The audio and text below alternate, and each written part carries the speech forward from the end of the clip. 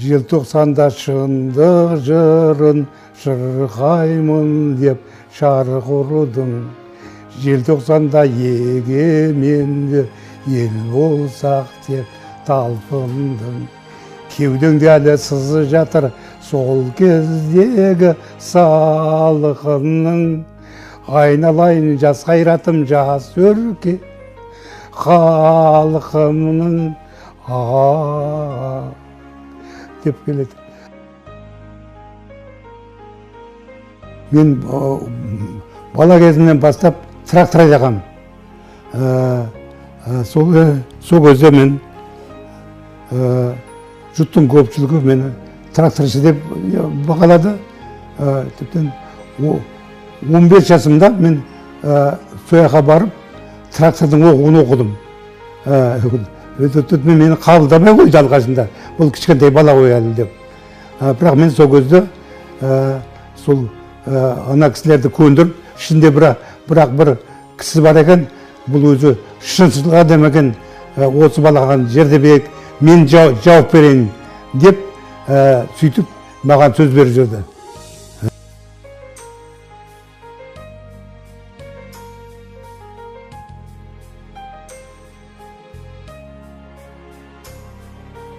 Михаил Горбачев мені өлтірмекші болды.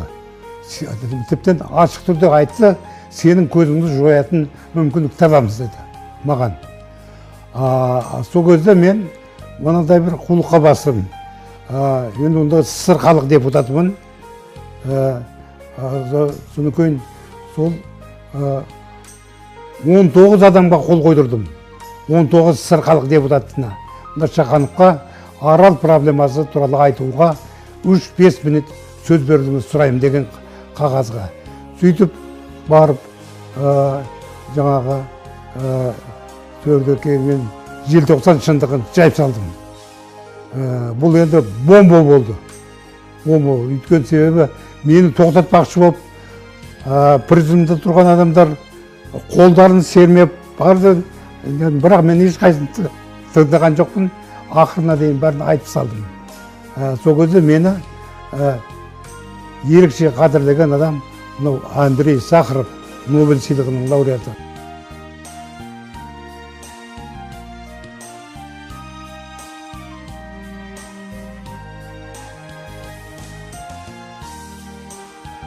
Қонаев екеуміз дос болдық. Қонаевтың еске түсу қабілеті сұмдық болатын. 1927 жылы 14 сентябрьде сағат 2-де деп бастайтын. Мәселен, мен қазір 2 күннен кейін сұрасам, қайсы жерде жолықтым, соны ұмытып қалам. Ол өзі еске түсу қабілеті сұмдық болатын.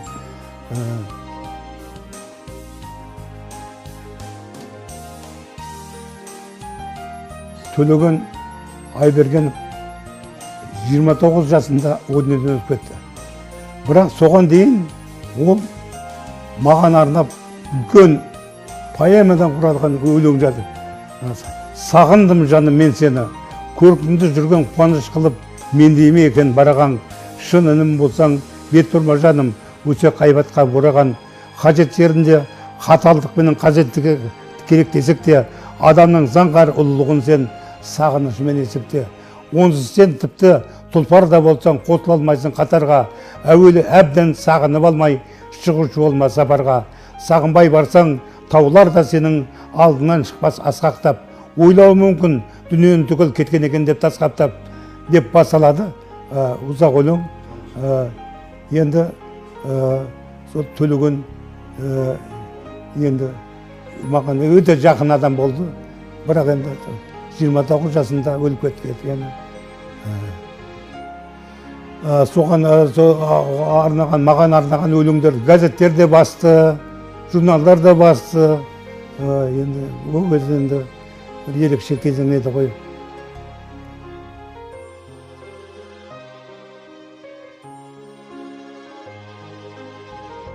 Шәмші екеуміз 16 әнді бірге жазған екенбіз. Ақпан тек кешпей келем деп тағы да сол сияқты толып жатқан әндерді екеуміз бірге жазған екенбіз.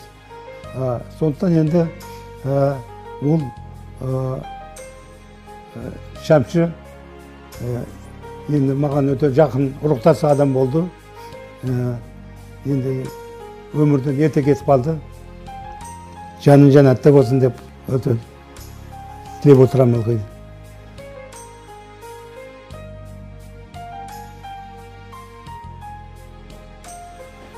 Қазіргі кезегінде әртүрлі адамдар шықты.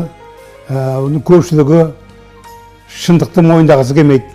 Мен осы жасымда мен тек қана шындық үшін күресіп келе жатқан адаммын. Сол кезде шындық, кім шындығын жоғалтып алса, мен оны шындығын жоғалтпаған еркекті мен еркек деп есептемеймін, шындығын жоғалтып алған әйелді мен әйел деп есептемеймін. Сондықтан шындық кейде қалың арпа ішіндегі бір бидай деп айттым ғой жаңа. Сондықтан кім шындығын жоғалтып алса, мен оны азамат деп те есептемеймін. Сондықтан әркім шындық биігінен бой көрсету керек. Сол шындық биігінен көрінген адамдар ғана нағыз елдік ұлттық мүддеге терең тамыр жіберген адамдар.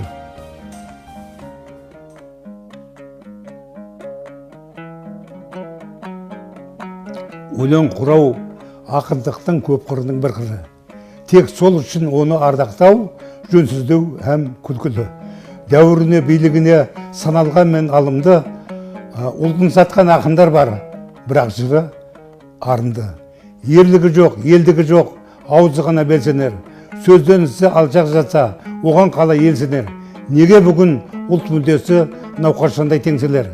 Мұндай шақта ақындық күш тек шындықпен өлшенер. Шындық кәусар ақындыққа болу керек аслан. Шындықты айтып Ермахамбет қайырылған басынан. Ақындар аз, сын сағатта сөзден ісі сорайған. Десек тағы абай қашан жол іздепті оңайдан. Ел ұлт жайлы сырларымен, жыры биік тұрғанымен, ісі үшін мен Махамбетті биік қоям абайдан. Бұл ақындық ұстанымым қалыптасқан талайдан. Шындық жоқ пенделерді басар уақыт көшкіні. Даңққа бойын созғанымен, том-том өлең жазғанымен, шындық өлген ақындардың ақын емес ешбірі. Шындық өлген мінезсіздік болмақ кімнің мақтаны. Қазір барлық салаларды мінезсіздер қаптады.